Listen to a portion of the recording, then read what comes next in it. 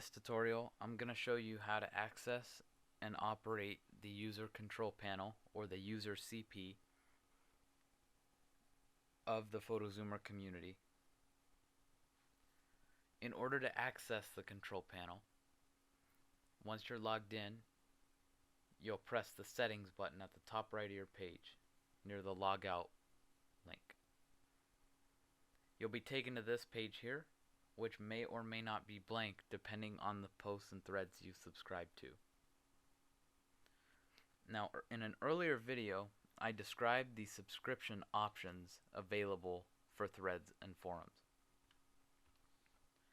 When you subscribe and select through my control panel only, this is where you'll be notified of new posts in subscribed threads. It'll show up right here where it says subscribe threads with new posts. You can choose to reply, which will take you directly to the thread and open the quick reply box. Or you can choose unsubscribe to no longer receive notifications of new posts. On the left side here, you can see your subscriptions folder, which will take you to all the threads you subscribe to, regardless of whether they have new posts or not. You can also edit these folders and add different categories. I'm going to cover the messages section in a different video.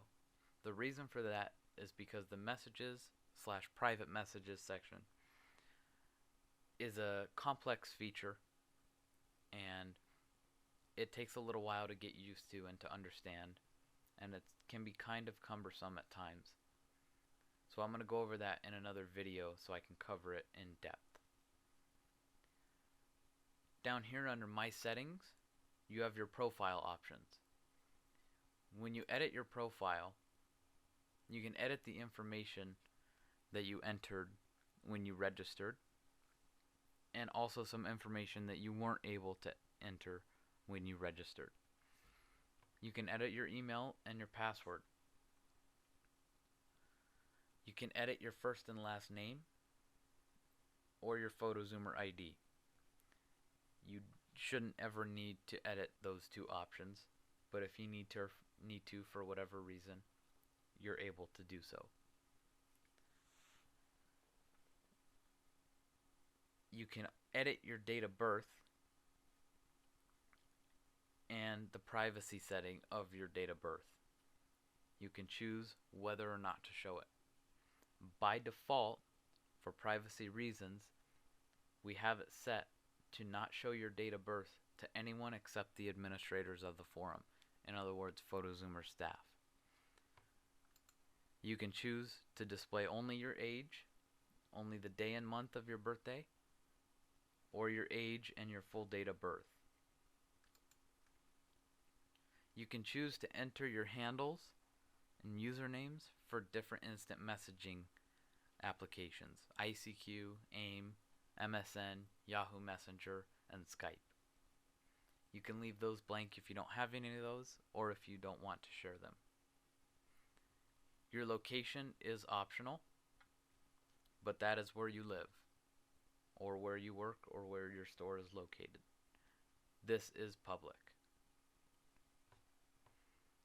Your profile picture is an image that shows up on your profile page. The profile page is another area that I'll cover in a later video. You can choose to upload an image for this picture, or you can enter a direct URL from another website to upload the picture. Your avatar is similar. Your avatar is shown next to each thread and post that you create. The same options apply, or you can choose not to use an avatar at all. Your signature is similar to a signature on an email or a cell phone, except that it can be formatted in a variety of different ways. You can format your signature in the very same ways that you can format your posts. You can add images, change colors, sizes, fonts, etc. These are all the permissions that we have available for signatures. HTML is not enabled in signatures, and certain types of BB, which is bulletin board code, is not allowed either. Your profile privacy allows you to choose what portions of your profile are visible to certain people. You can choose to have your information viewable by everyone, registered members, your contacts only, or your friends only. Note that anybody who is not logged into the forum and anybody who is on your ignore list will only be able to view these pieces of information when you have everyone selected. For example, if I am completely new to FotoZoomer and I discover it on Google or another search engine, and I stumble upon your profile, unless this contact info is set to everyone, I won't be able to see it. That applies to all these different options. Make sure to hit save changes whenever you're making changes to any of these options. This is the edit email and password section. You can also access that through the edit profile, but this is the direct way to get to it. Your general settings are the settings for operation of the forum. Your vCard is a contact card containing your email and your username. If you don't want people to have your email address, do not allow vCard download. By default, when you register an account, it is disabled. We do this for privacy reasons. Also, by default, you will receive email from administrators, but not other members. Occasionally, other members may send you a contact or a friend request. You will receive an email notifying you of this. You can change the default thread subscription mode, which means when you post a new thread, by default, it will subscribe you instantly using email. However, if you don't want to subscribe by default, you can change it to do not describe or another method of subscription. You can choose to turn private messaging on or off. You can choose to receive private messaging from only the contacts that you approve and moderators. Moderators are staff members, including FotoZoomer staff, or from all members. You can choose to receive an email notification when you receive a new private message. That is on by default to ensure that all contact requests are answered in a timely manner. You can choose not to receive those emails here. When you receive a private message, depending on this setting here, you may or may not get a pop-up when you log into the forum the next time. By default, we save a copy of all sent messages in your sent items folder. You can choose not to save a copy. Please note that even staff members don't have a way to view your private messages. Private messages are private for a reason, and the only way to access them is to log in to the database on the back end. So all your information, anything you send in a private message, is secure. That said, if somebody reports a message you send them as being inappropriate, we do have full access to that message as it shows up in a report. But otherwise, we don't have a way to read through your messages easily. It's a very complex process to log into the database and go through messages. Visitor messaging. These are messages posted to your profile page and are public. You can choose to have them on or off. In my experience, they generally don't get a lot of use, but they can be useful for holiday wishes, greetings, things like that. In the user control panel, you can choose to disable certain post elements and whether they display when you're viewing posts. For example, If you don't want to see other members' avatars, you can disable them by unchecking the Show Avatars option. Thread Display Mode